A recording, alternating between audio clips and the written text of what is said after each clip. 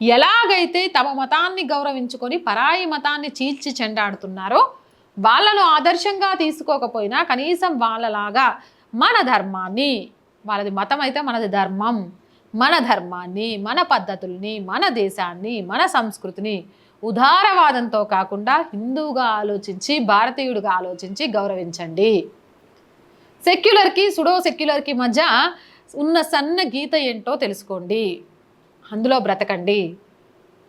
హిజాబ్ వేసుకోకుంటే మీ మీద దాడులు జరుగుతాయంటే అవునా అని వేసుకోవడం కాదు, హిజాబ్ వేసుకున్న చోట్ల జరిగిన దాడుల గురించి క్వశ్చన్ చేయండి. ఆయిల్ పూసుకుంటే రోగాలు మారిపోతాయి, మా చర్చికి రండి అంటే అవునా అని మతం మారి చర్చికి పోవడం కాదు. అరే పోప్ లాంటి వాళ్ళని హాస్పిటల్లో ఎందుకు చేర్చాల్సి వచ్చింది అని క్వశ్చన్ చేయండి. మా మతం మారితే అప్పులు పోతాయి, కష్టాలు పోతాయి అంటే అవునా అని నమ్మేసి వెళ్ళకుండా మరి మీ మతంలో కూడా పేదరికంలో ఉన్నవాళ్ళు, సైకిల్ షాపుల్లో పనిచేసేటోళ్ళు, పూల కొట్లలో పనిచేసేటోళ్ళు ఎందుకున్నారు అని క్వశ్చన్ చేయండి.